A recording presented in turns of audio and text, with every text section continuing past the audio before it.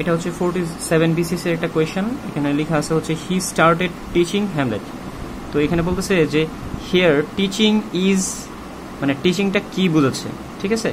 Participle, infinitive, verbal noun, gerund. তো ব্যাপারটা হচ্ছে আমাদের এটার অ্যান্সারটা কি, এই টিচিংটা কি বোঝাচ্ছে? আমরা জানি সাধারণত ইনফিনিটিভ মানে হচ্ছে 2 + V1 অথবা বেস ফর্ম, তার মানে এখানে ইনফিনিটিভ হচ্ছে না, ঠিক আছে? ইনফিনিটিভ দুভাবে পাচ্ছি, একটা হচ্ছে 2 + V1 V0, আর একটা হচ্ছে শুধু V0, মানে কিছু একটা ভার্ব থেকে তারপর একটা অবজেক্ট থেকে তারপরে V0 বসে। এই দুই প্যাটার্নে আমরা কি পাই? ইনফিনিটিভ পাই। আর ভার্বাল নাউন হচ্ছে কি রকম? ভার্বাল নাউন হবে না, কারণ হচ্ছে ভার্বাল নাউন হচ্ছে দা থাকবে, তারপর হচ্ছে এখানে ভার্ব আইএনজি থাকবে, তারপর অফ থাকবে। তার মানে অফ এবং দার মধ্যে আমাদের ভার্ব আইএনজি থাকলে তখন সেটাকে আমরা বলি হচ্ছে কি ভার্বাল নাউন। তার মানে আমাদের ইনফিনিটিভ বাদ, ভার্বাল নাউন বাদ, এখানে আমাদের এটা হবে হয় জিরান না হলে পার্টিসিপল। ব্যাপারটা হচ্ছে আমরা কিভাবে আইডেন্টিফাই করবো যেটা জিরান না পার্টিসিপল?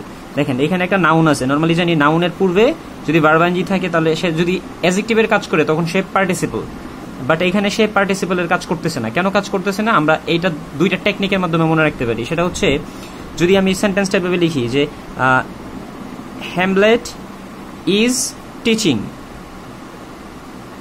অথবা আমি যদি এটা লিখি এরকম যে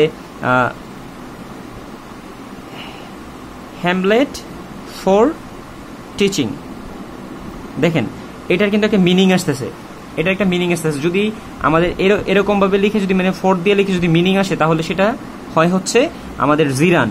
আর যদি মিনিং না আসে তাহলে, কারণ হ্যামলেট তো পড়তেছে না বা হ্যামলেট তো টিচিং করতেছে, মানে কাউকে পড়াচ্ছে না, ঠিক আছে? তো সেই ক্ষেত্রে আমাদের এটা একটা বই তো আর পড়াইতে পারে না, তাই না? তো সেই ক্ষেত্রে এটা আমাদের যদি এটা দিয়ে অ্যান্সার হতো, ঠিক আছে, যদি এটা দিয়ে মিনিং আসতো তাহলে আমাদের এটা ধরতাম হচ্ছে পার্টিসিপল।